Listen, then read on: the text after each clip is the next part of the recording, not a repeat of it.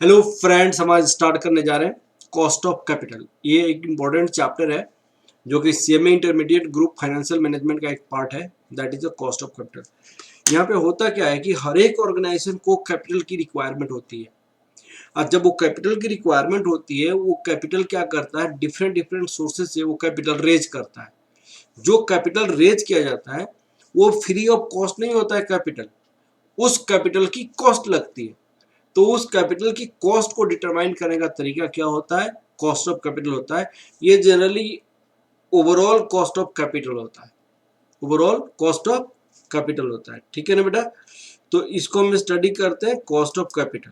ठीक है, चलिए यहाँ पे कॉस्ट ऑफ कैपिटल है। कॉस्ट ऑफ कैपिटल में हमने सपोज कीजिए, एक एग्जांपल मैं आपको दे रहा हूं कि आपको किसी ऑर्गेनाइजेशन के लिए ₹20 लाख चाहिए। किसी ऑर्गेनाइजेशन के लिए ₹20 लाख चाहिए। ये 20 लाख कहाँ से आएगा, ये 20 लाख का कॉस्ट क्या होगा, ये हमें किस कॉस्ट पे मार्केट से उठाएंगे तो हमारे लिए बेटर होगा। और हमारे लिए अपॉर्चुनिटी कॉस्ट जो होगा, हमारी डिवेंचर की कॉस्ट, प्रेफरेंस की कॉस्ट और इक्विटी की कॉस्ट देने के बाद हमारे लिए कुछ पैसा बच रहा है कि नहीं बच रहा है, वो सारी चीज़ें हमें स्टडी करनी है। मान लो ये पैसा हम 3 सोर्सेज से पैसा उठाते हैं। हम 3 सोर्सेज से पैसा उठाते हैं। एक तो होता है इक्विटी, दूसरी हम प्रेफरेंस से पैसा उठाते हैं, और तीसरा हम डेब्ट से पैसा उठाते हैं। तो क्या ये जो पैसा उठाएंगे हम, उस पैसे का कहाँ कितना पैसा उठाएंगे। सपोज कीजिए 5 लाख हमने इक्विटी से उठाया, सपोज कीजिए 10 लाख हमने प्रेफरेंस से उठाया, सपोज कीजिए हमने आपको 5 लाख डेब्ट से उठाया। क्या ये पैसा जो मुझे मिलेगा फ्री ऑफ कॉस्ट मिलेगा? नहीं, सबका अपना अपना एक्सपेक्टेशन होगा। इक्विटी इन्वेस्टर कंपनी से एक्सपेक्ट करेगा something return due to investment ₹5 lakh. Preference भी कंपनी से समथिंग रिटर्न एक्सपेक्ट करेगा ड्यू टू इन्वेस्टमेंट ₹10 लाख। डेप्ट भी कुछ ना कुछ एक्सपेक्टेशन एक्सपेक्ट करेगा। उसी को क्या कहा जाता है, कॉस्ट कहा जाता है। Cost of equity, cost of preference, cost of डेप्ट। मान लीजिए कि ये इक्विटी एक्सपेक्ट करता है अपने कैपिटल पे 12%, ये एक्सपेक्ट करता है अपनी कैपिटल पे 10%, ये एक्सपेक्ट करता है अपनी कैपिटल पे 8%। तो ये जो एक्सपेक्ट करता है अपनी कैपिटल पे 8%, यही उसकी क्या हो जाता है, कॉस्ट हो जाता है। अब हमें इस चैप्टर में क्या स्टडी करनी है, आपको ये 12% कैसे निकाला गया, 10% कैसे निकाला गया, 8% कैसे निकाला गया, और ओवरऑल कॉस्ट ऑफ कैपिटल क्या होगा, वो मैं इस चैप्टर में स्टडी करेंगे। वो मैं आपको एक एक करके बताऊंगा। तो यहाँ पे क्या था कि आपका कॉस्ट ऑफ कैपिटल में in operational term it is defined as a weighted average cost of capital of long term source of finance। long term source of finance का मतलब जो फाइनेंस आप पैसा उठाएंगे लॉन्ग टर्म में होना चाहिए। The major long term source of funds are, डेप्ट हो गया, प्रेफरेंस हो गया, इक्विटी कैपिटल हो गया, रिटर्न अर्निंग हो गया। डेप्ट, प्रेफरेंस, इक्विटी, रिटर्न अर्निंग। इसमें हमको क्या स्टडी करनी है, बेसिक चीजें हमें स्टडी करनी है। Meaning of cost of capital study करनी है, concept of cost of capital study करनी है, format to calculate cost of capital, cost of डेप्ट, cost of preference shares, cost of equity, cost of return earning, overall cost of capital, और miscellaneous topics and theories आपको calculate इसके बारे में करनी है। ठीक है ना बेटा। अब हम स्टार्ट करते हैं। आपको देखिए, जो पैसा हमने उठाया उसकी कॉस्ट, ये हमारे पास 12% कैसे आएगा वो चीजें मैं आपको बताऊंगा। पहले इसकी मीनिंग बताना चाह रहा हूं आपको, है ना। तो cost for equity capital, cost for preference capital, cost for डेप्ट कैपिटल, ये कैसे निकालेंगे इसको हम डिटेल में स्टडी करने आपको मैं बताऊंगा। ठीक है ना बेटा। अब चलिए, सपोज कीजिए कि हमने कॉस्ट फॉर इक्विटी कैपिटल कितना आ जाएगा, 12% ऑफ ₹5 लाख, ये ₹60,000 हो जाएगा। Cost for preference capital 10% of ₹10,00,000, ये ₹1,00,000 हो जाएगा। कॉस्ट फॉर डेप्ट कैपिटल कितना होगा? 8% ऑफ ₹5,00,000, ये 40,000 हो जाएगा।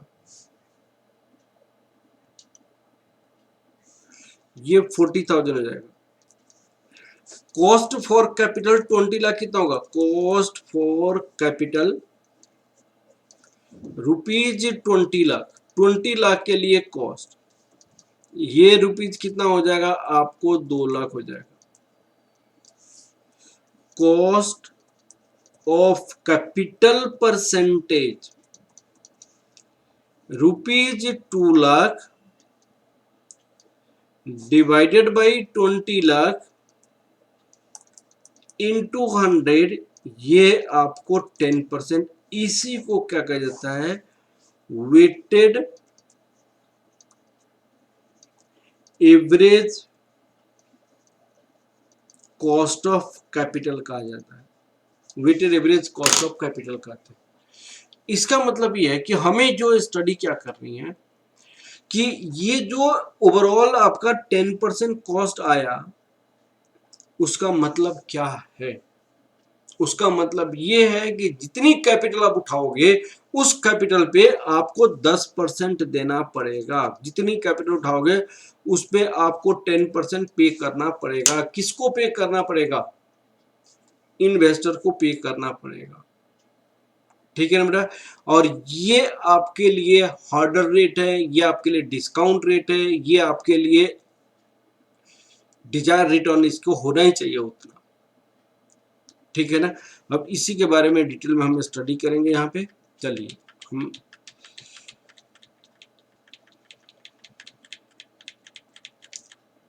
कॉस्ट ऑफ कैपिटल, तो what is the cost of capital? Please please please इसको रीड कीजिए आप। कॉस्ट ऑफ कैपिटल देखिए, cost of capital is the minimum required rate of return on capital investment to meet the expectations of the funds provided. To meet the expectation of the funds provided, minimum required rate of return of the funds provided to meet the expectation of the funds provided. In other way, cost of capital is the minimum required rate of return on capital investment in order to maintain its current market price. इन्होंने क्या कहा कि आपका कम से कम उतनी कमाई होनी चाहिए, meet the expectation of the funds price. आपको minimum required return on the capital, minimum required rate of return on capital investment to meet the expectation of the funds provider. इसका मतलब क्या हुआ? मान लीजिए आप ₹20,00,000 आपने इन्वेस्ट किया, आप 20,00,000 पे 10% आपकी मिनिमम कमाई है, जो 10% हमने कॉस्ट ऑफ कैपिटल निकाला था, तो ये ₹2,00,000 आपको कमाना पड़ा। 2,00,000 से आप एक्सपेक्टेशन इक्विटी का मीट करेंगे, प्रेफरेंस का मीट करेंगे, डेप्ट का मीट करेंगे। इक्विटी के लिए कितना? 60,000 इनको देंगे। प्रेफरेंस के लिए कितना? 1,00,000 इनको देंगे। डिवेंचर के लिए कितना? 40,000 इनको देंगे। ये हमारी एक्सपेक्टेशन इनकी मीट हो गई। लेकिन अगर मान लिया जाए आपने ₹1,80,000 ही कमाया, 2,00,000 नहीं कमाया, तो उस केस में क्या होगा? आप सबसे पहले डेप्ट को पेमेंट करेंगे ₹40,000, फिर प्रेफरेंस को पेमेंट करेंगे ₹1,00,000, residual income equity, for equity आपके पास कितना बचेगा? इक्विटी आपके लिए बच जाएगा 40,000, जबकि इक्विटी की एक्सपेक्टेशन कितनी है? 60,000 है। तो तो इक्विटी चाहता है कि मैं अपने पैसे पे कितना कमाऊं, इक्विटी चाहता है कि मैं अपने पैसे पे 60,000 रुपया कमाऊं, लेकिन आप उसको दे रहे हैं 40,000 रुपीज, आप उसको कितना दे रहे हैं 40,000 रुपीज दे रहे हैं, तो क्या इक्विटी की एक्सपेक्टेशन मीट हो पाएगी? नहीं हो पाएगी। जब इक्विटी की एक्सपेक्टेशन मीट नहीं हो पाएगी तो उस केस में क्या करोगे आप? इक्विटी दो टाइप का होता है, एक तो फ्री फ्लोट शेयर होल्डर, एक प्रोमोटर होल्डिंग होता है। तो सुनिएगा आप, इक्विटी हमारे पास दो टाइप की होती है, एक प्रोमोटर होल्डिंग,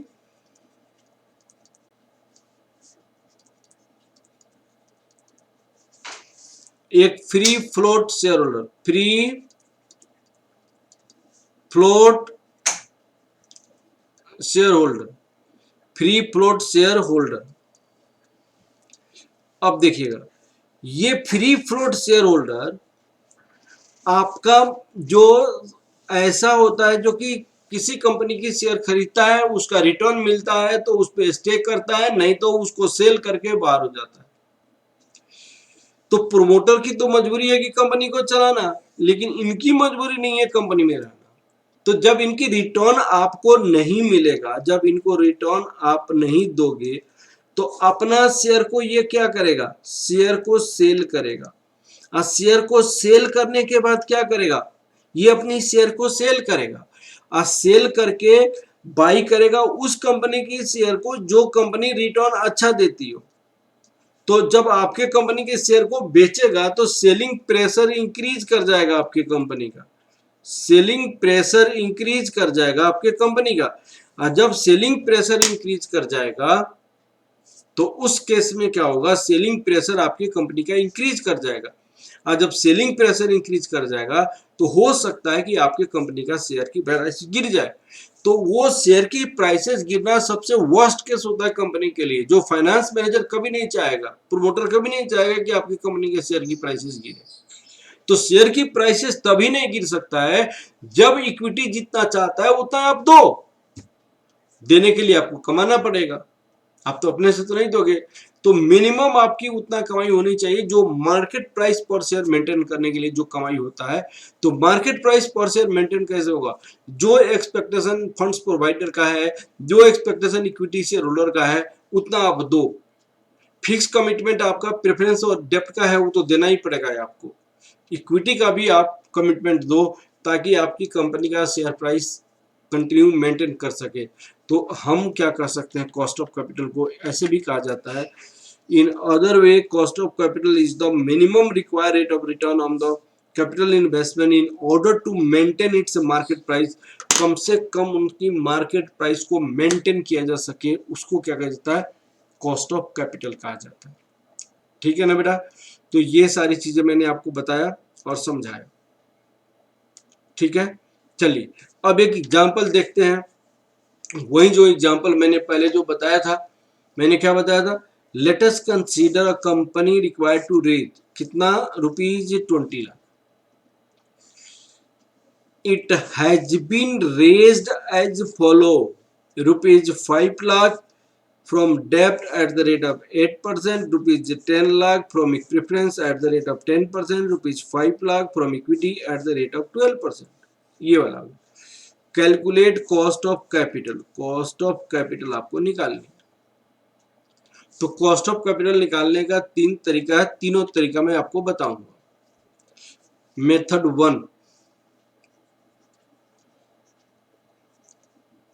1, कॉस्ट फॉर डेप्ट 8% ₹5 lakh 40,000, cost for preference 10% ₹10 lakh 1 lakh हो जाएगा, कॉस्ट फॉर इक्विटी 12% और 5 लाख ₹60,000। तीनों को आप ऐड करेंगे ₹2 लाख हो जाएगा। कॉस्ट ऑफ कैपिटल परसेंटेज आपका 10% हो गया। कॉस्ट ऑफ कैपिटल परसेंटेज कितना हो गया? 10% हो गया। हम दूसरे तरीका से weighted average cost of capital हम टेबुलर फॉर्म में निकाल सकते हैं। हम क्या लिखते हैं? सोर्स ऑफ कैपिटल लिखते हैं यहाँ पे। सोर्स ऑफ कैपिटल, डेब्ट प्रेफरेंस इक्विटी, अमाउंट जो है 5 लाख 10 लाख 5 लाख 20 लाख हो जाएगा, वो वेट्स आपका हो जाएगा। कैपिटल आपके हो जाएगा 8%। और आप ये वेट्स कैसे निकला, जैसे 20 लाख है ना, यहाँ पे ये वेट्स निकला 5 लाख डिवाइडेड बाई 20 लाख 0.25। ये वेट कैसे निकला 10 लाख डिवाइडेड बाई 20 लाख। ये वेट कैसे आया 5 लाख डिवाइडेड बाई 20 लाख। तो वेट को हम कॉस्ट से मल्टीप्लाई करते हैं। डेब्ट की कॉस्ट कितनी थी 8%, प्रेफरेंस की कॉस्ट कितनी थी 10%, इक्विटी की कॉस्ट कितनी थी ये 12%। तो यहाँ पे कैसे आया ये 0.25 into 8 that equal to 2%, 0.50 into 10% that equal to 5%, ये 0.25 इंटू 12% दैट इक्वल टू 3%। तो ये टोटल आ गया 10%, ये टोटल 10%। तो ये जो टोटल 10% हुआ यही आपका weighted average cost of capital कहा जाता है। अल्टीमेटली हम इसको क्या कहते हैं वेट ऑफ डेब्ट कहा जाता है, इसको कहा जाता है कॉस्ट ऑफ डेब्ट, इसको कहते हैं वेट ऑफ प्रेफरेंस, इसको कहते हैं कॉस्ट ऑफ प्रेफरेंस, इसको कहते हैं वेट ऑफ इक्विटी, इसको कहते हैं कॉस्ट ऑफ इक्विटी।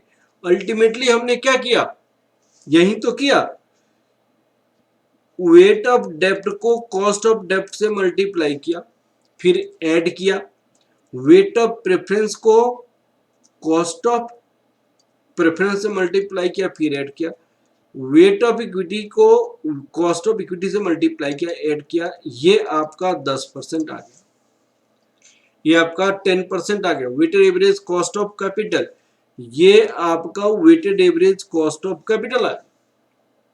तो आपका 3 तरीका है कॉस्ट ऑफ कैपिटल निकालने का।